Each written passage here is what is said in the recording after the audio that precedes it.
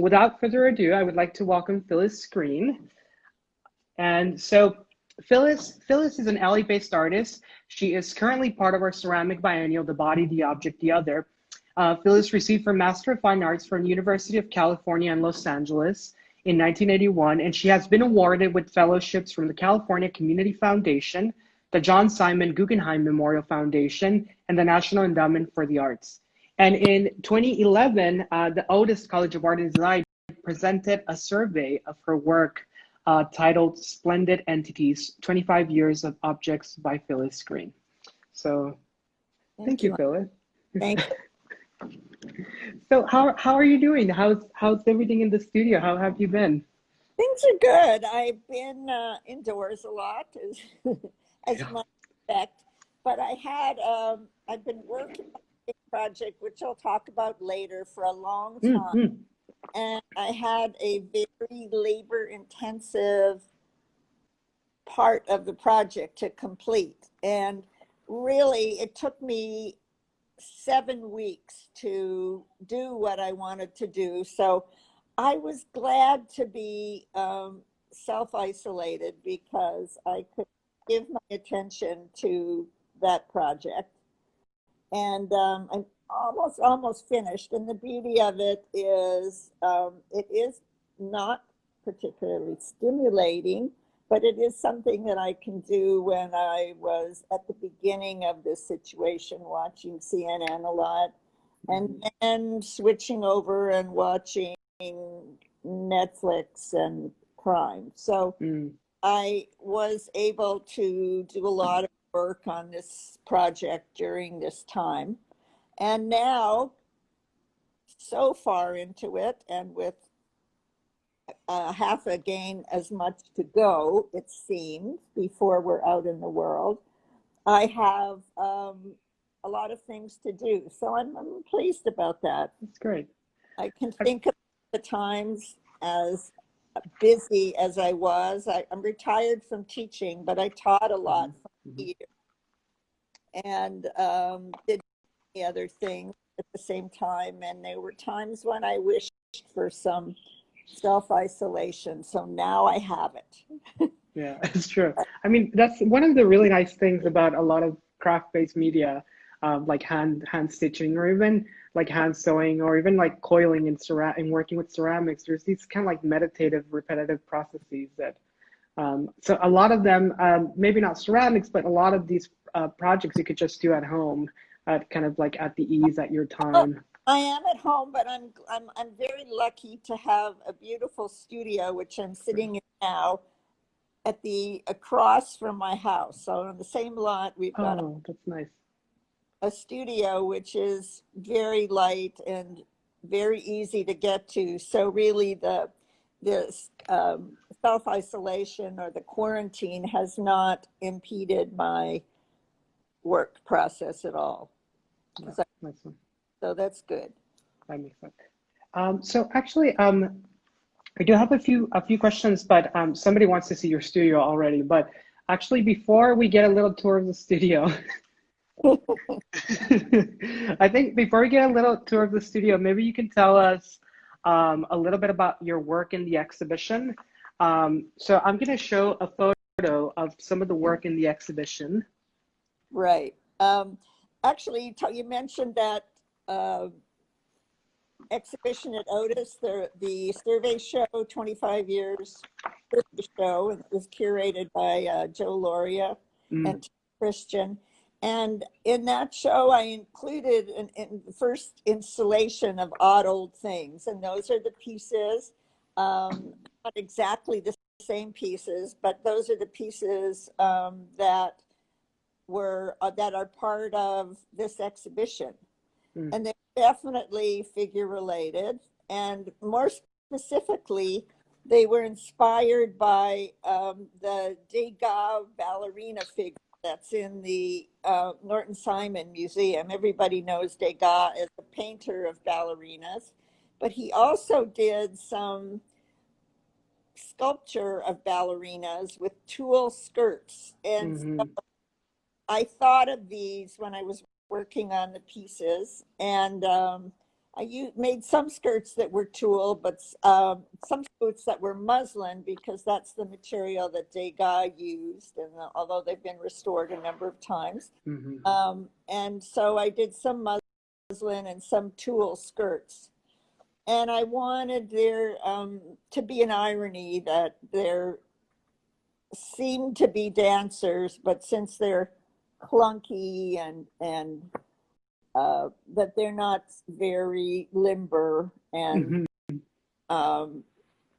graceful. But and also on top of that, they're also candelabras, right?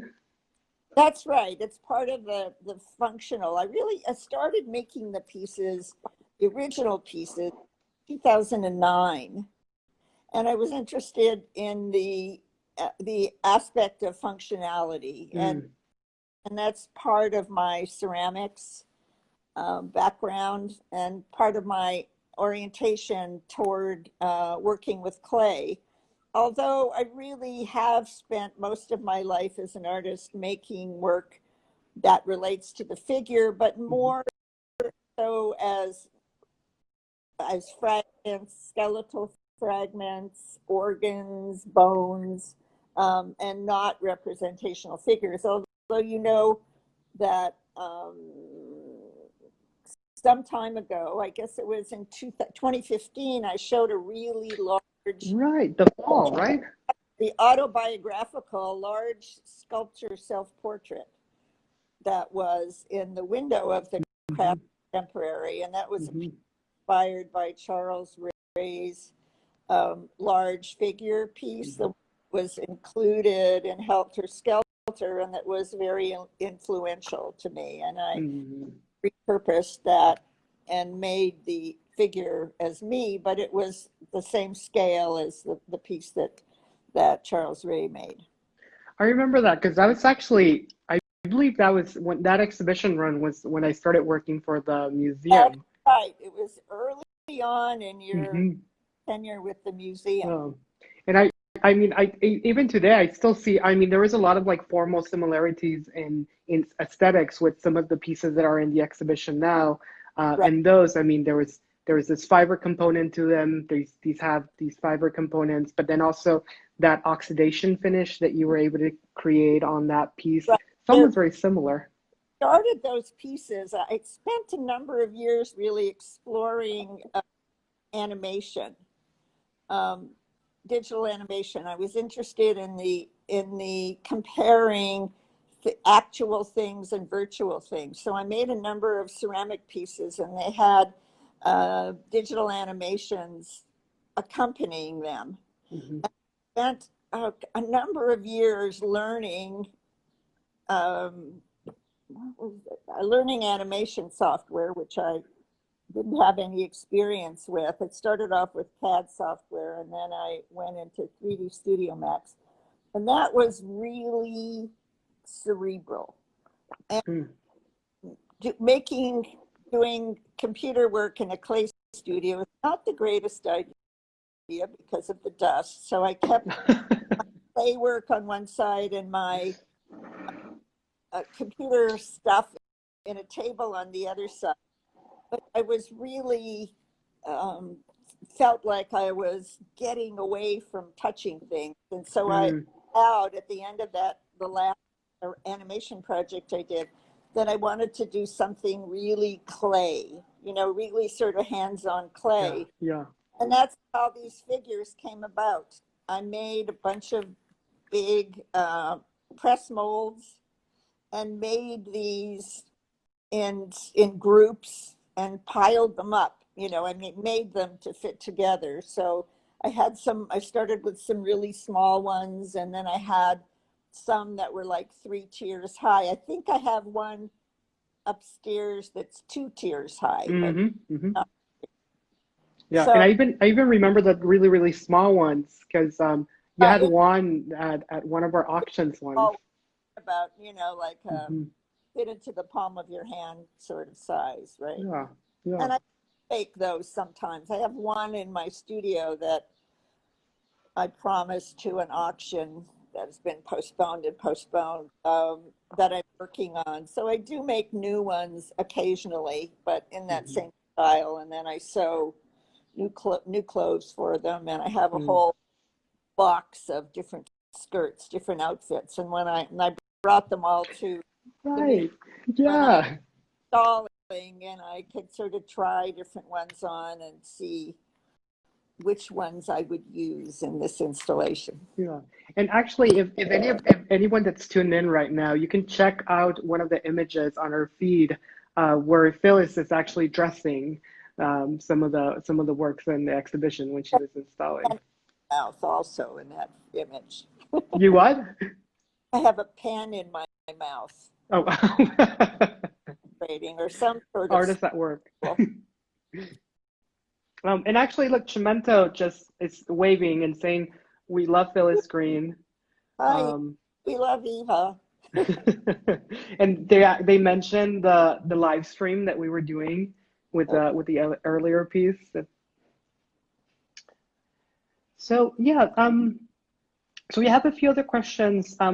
Well, we discussed a bit about the body and the figure and how they factor into your overall practice, where it's been sometimes fragmented bodies or fragments of bodies and bones and skulls or what could be considered that. I remember also an exhibition that you had where it was these armatures and wearable pieces as well that were also very much so addressing your body and this combination of different materials too.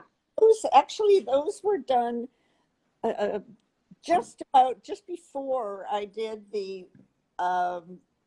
just after I did the large figure piece. And I think when I first met you, I had an exhibition of those pieces. It was 2015. And I was interested in making costumes, and I really, that Mm-hmm. whole body of work, and then some subsequently was inspired by a Vedic uh, dictate that if one wants to find uh, uh, one wants to find peace in the world, that one should go to a guru with wood on Mm. one's head. That inspired me to think about different kinds of devices that I could make that would enable me to wear wood on my head. So they started out as sort of sculptural devices, which I can go and show you, or we can wait till for. Yeah, no, I think we can start looking around the studio. People are asking. So the first piece I made in that group was Yes. over here, and it was literally I literally made that structure. I wanted to have a really minimal structure, and I made it so that it would fit on my body. So there was a section that was the head, there was a section that was the body, and it moved around on wheels. And I put actual, that is real wood logs on the top so that I could carry them, move around, and make that trip to the guru with wood on my head. And so I thought about different sorts of structures that I could make that would do the same thing. And so here's another one that I made, and Mm. it's called Red Hat. And this is a more elaborate, I switched the structures from wood to metal, but Mm-hmm. this one fits the proportions of my body, as you can see. Mm-hmm. And I actually climbed inside those. And then the exhibition was accompanied by photos taken by God. my dear husband, Ave, of myself wearing these devices. So here I am inside the piece I just showed you and just talked about.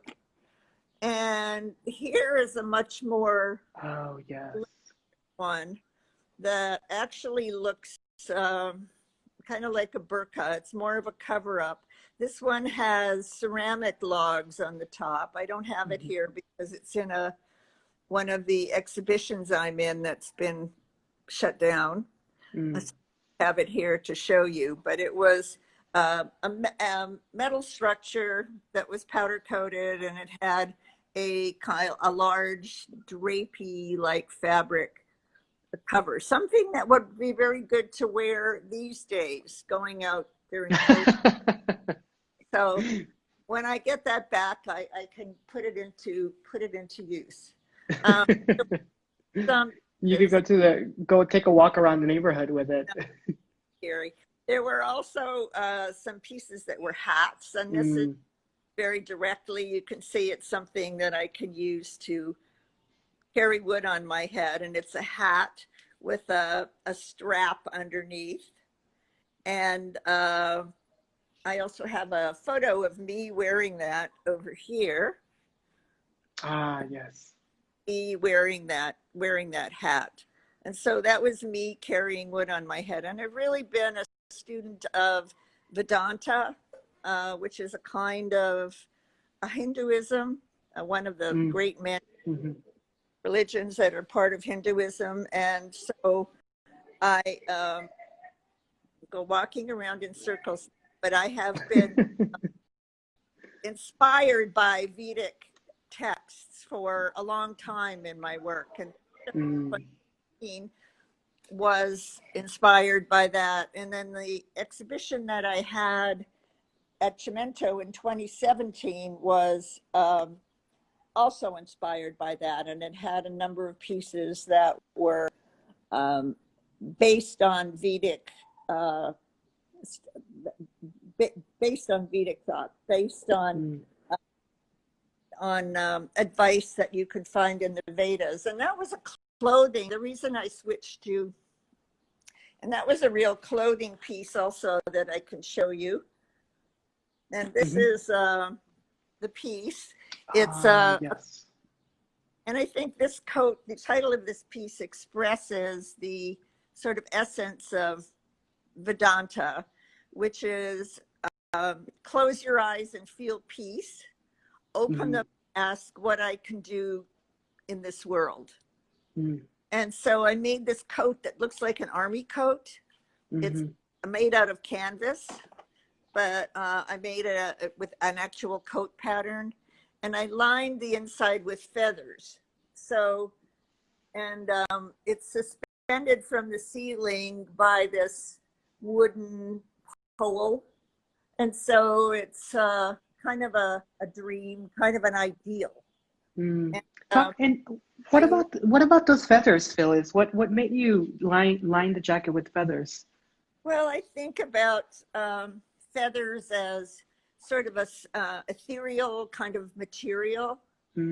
They, of course, remind us of birds because that's where they originate, and they seem to have that kind of freedom, that kind of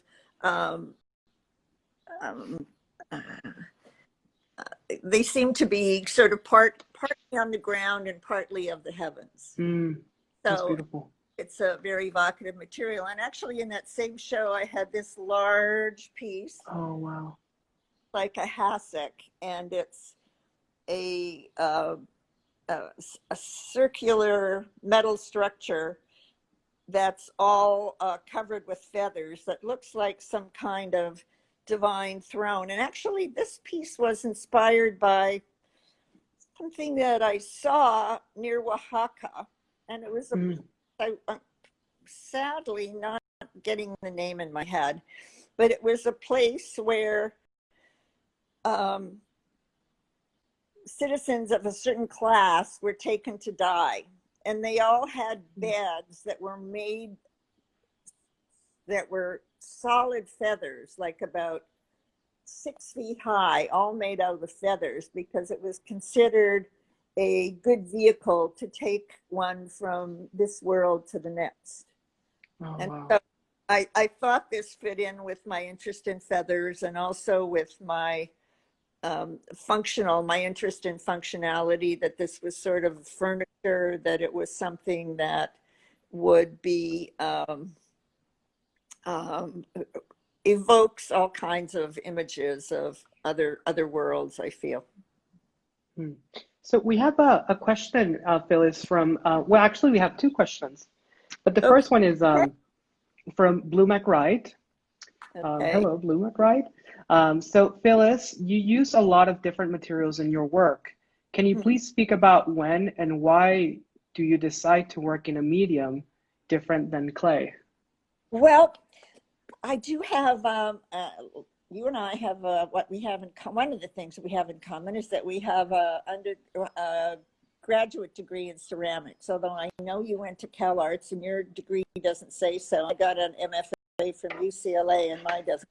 But that was what I did a lot of in um, graduate school. And that's the area that I worked in mostly. But by the time I graduated, I was doing mixed media work. And I really, one of my intentions as an artist was always to work in the territory of the feminine and the domestic. So I was interested in subverting the notion that things like clay and fabric were the material of women's work and therefore not worthy of high art status. At this moment in time, clay is a very privileged medium and a lot of people are interested in it. But in the 80s, when I was in graduate school, the late 70s and 80s, it was still considered the material of craft. It was not considered a high art material. And so really trying to subvert this notion. And I did that most markedly in around, I was making reductive work in around 20, no, not even 20. It was 1990. I started making a body of work, that sculpture. I wanted to make little frou-frou sculpture, that is little sculpture loaded with decorative elements. And so I made and I still worked with clay. Part of I made mixed media pieces that were clay, but they had elaborate kinds of setting that they were engaged in. And I actually showed these pieces, some of these pieces actually from the 90s in a show at Cimento Contemporary last fall, late last fall, like November, December. And so I could think that the work I do, that I practice, is really idea based. So when I have an idea that fits into my picture of what I've been thinking and saying as an artist for many years, and it usually ends up being in some sort of craft material because I have, glad to say that I have a big repertoire of materials that I'm able with. So I like to incorporate different ones of those. You know, I said when I started the auto things, the pieces that are in the show, I was really tired of all this like head work that I was doing, counting animation frames and making notes. And I wanted to do something really hands-on. And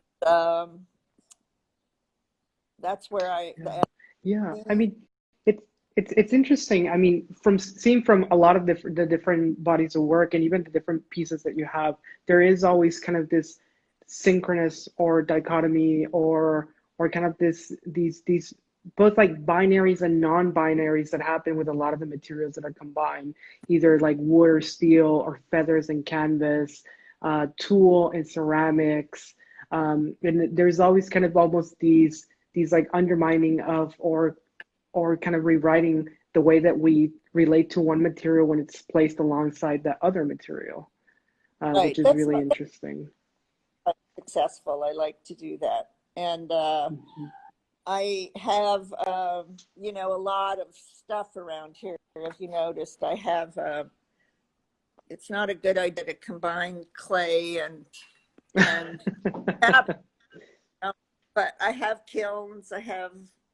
That's my biggest baby kiln. Wow. And then another one that I've had since the late 70s that's much smaller and much less automatic. So I for a long time, I worked with concrete, with cement, and I had to put all the clean stuff away. And then I managed when I'm working with fabric to like put the fabric stuff all on one side and put the clay stuff on the other side. So it's, you know, sort of it's a continual process of making things out of doing. And right now I'm looking at the piece that I'm currently working, ready to talk about that. Now, this is a big piece, and this is something that I'm sitting too close to, so I'm going to move away from it. It's about 8 feet. It's supposed to be a giant lion on an armature that's a clothing rack. And one of the things that has influenced me a lot, one of the thoughts that's really been in my mind and my practice for a number of years, is the Vedic idea that we change our clothes, we change our lives like we change our clothes. And that was really motivation out of the garments that I made, like the coat that I just talked about. And so I decided, I got a California Community Foundation grant about a year ago. And I decided that I wanted to make another big piece. And I wanted to make a big lion because I wanted to identify as that creature. And so I made the lion, the lion body on an armature that is actually a clothing rack. Oh, wow. So you can see it's on wheels. Here, it's on wheels. I like everything. I like to put things on wheels, obviously for practical reasons. I think it certainly, I see a lot of my pieces as journeys, as something that I can be involved in, something that will help me get from one place to another. So I like the wheels for that reason. And also I think there's something sort of lighthearted and about putting things on wheels and making them move around. So I made this whole piece from scratch. I started, I had the armature, since I use these armatures. I started it, built it with hardware cloth. You know what that is? It's a mesh material. Yeah. The mesh material, but it's still a little flexible. Exactly. It's 1/4-inch grid, 1/8-inch grid. It's used for industrial purposes. And I literally shaped it over the top of this clothing rack. And I wanted to make it something that one could wear or fit into. And I was thinking, when I was thinking about this lion that could move around, I was thinking about the Chinese. I'm going to come back to my talking self. I was thinking of the Chinese dragon costumes on for New Year's.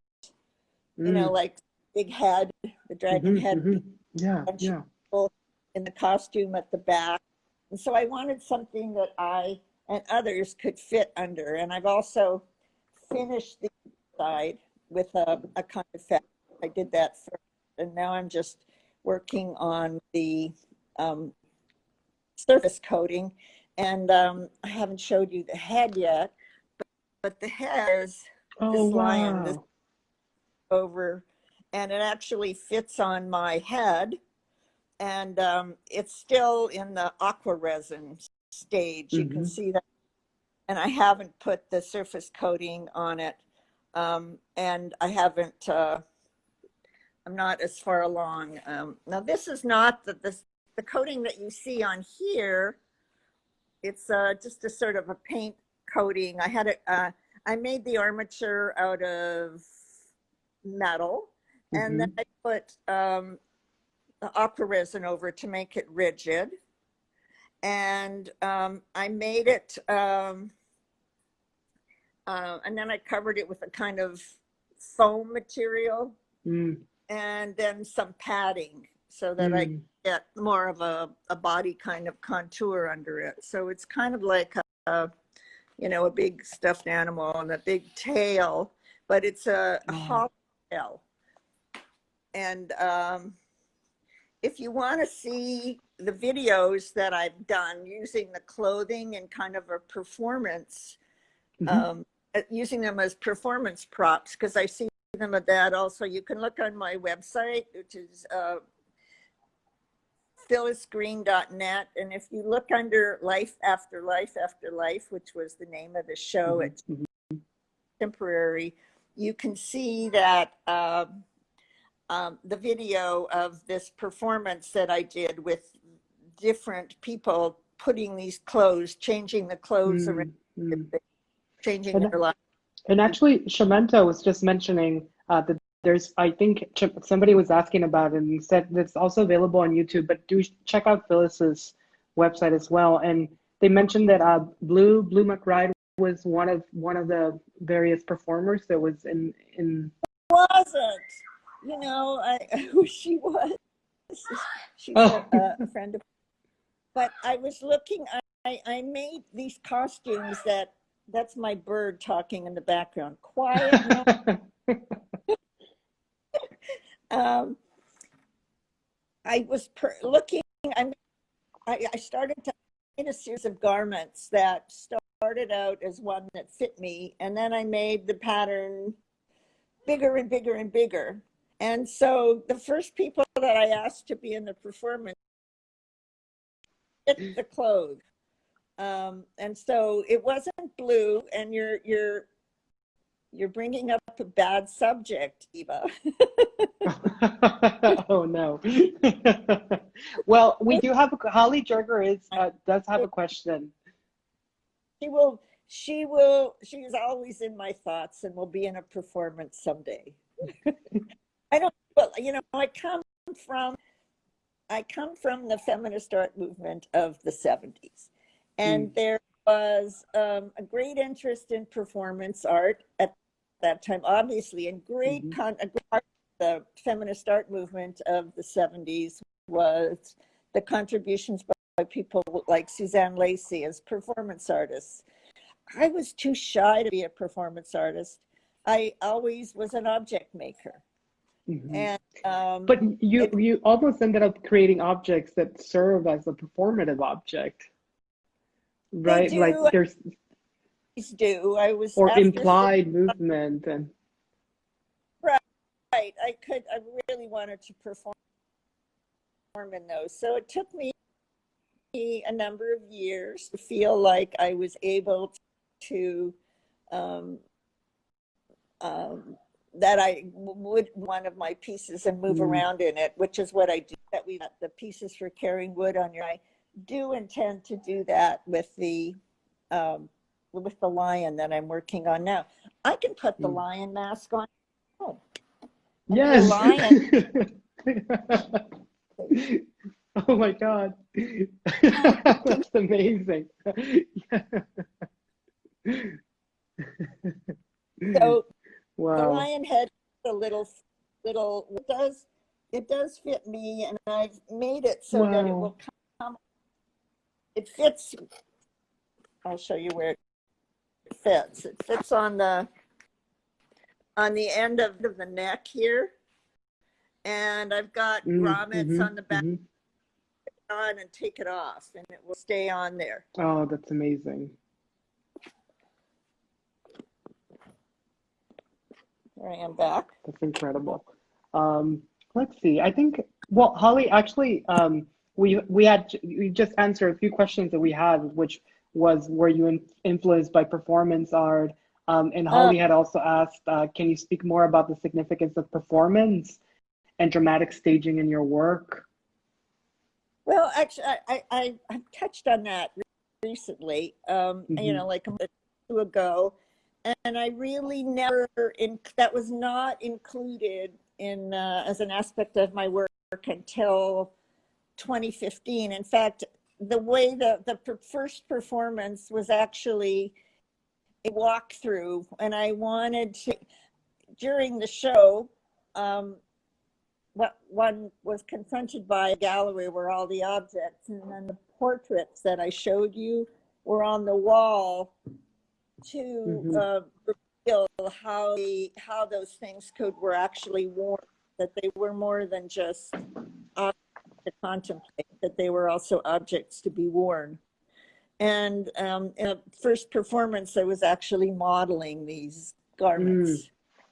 And the performance that I mentioned in, which was part of Life After Life, was also a way to activate the objects as performance. So that's something that is of interest now, but wasn't many years ago that I started making and showing work, which was 1975, before you were born. Yes. It's true. But yeah, so we have a few more minutes. Maybe we can answer one more question, and then we can sort of start wrapping up a bit. Okay, ask me. Let's see. So it's from Sant. And can you speak about the relationship between nature and spiritual ideas in your work? Well, I suppose the essence of Hinduism, and probably of a lot of Eastern religions, is that one has to renounce a lot of possessions, and that one needs a quiet place and a quiet mind in order to realize their place in the world. And I have had a relationship of the natural environment in my work, in terms of, for instance, using, I made, with the show that I talked about from 2015, I had a number of capes that had sticks in them that were sort of carrying around. So I think of myself as an urban person, but I do believe that through introspection is more available in the outdoor environment. And so I look to that for solace and also for inspiration of natural materials in my work quite often. That's true. I mean, one could even say that even down to working with clay and the earth. Oh, absolutely. One of the prizes I had from a review is that Doug Harvey wrote a piece on me for a Canadian art magazine and referred to me, and the title is a figurative artist. And I said, huh? But it's true. And I do use a lot of natural materials in my work. I'm not a camper. I'm not a hiker. Really? I'm aware of those things. I'm aware of the remote places, and I have had some. If I could talk about, I don't like to talk about my spiritual experiences, but I think that some of the vivid ones that I've had have occurred outside of an urban. Yeah, that's fantastic. Well, I don't think we have any other questions. I think we've addressed a lot of the questions in the audience. Thank you all so much for sending us so many questions and so many thoughtful questions. And thank you to you, Phyllis, too, for your thoughtful answers and for sharing this space with us and sharing us. I'm looking forward to.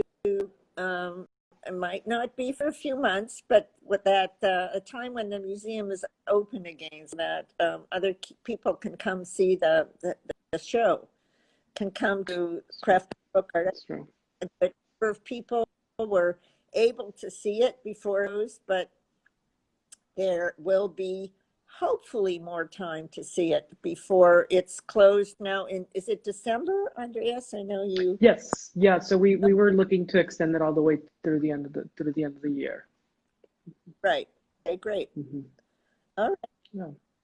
Well, thank you so much, Phyllis, and really it was a pleasure to be in conversation with you, and it was also an honor to work with you in this exhibition, Oh, and to have those pieces with this group, and to get to work with you again. glad to be in the show, and I was also glad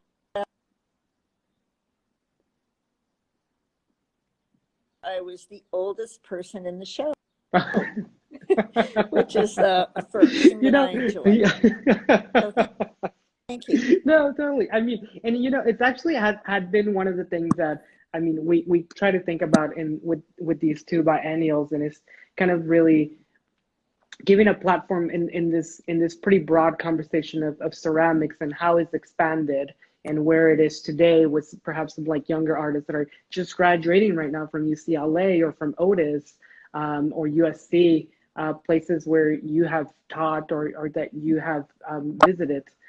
So it has been great.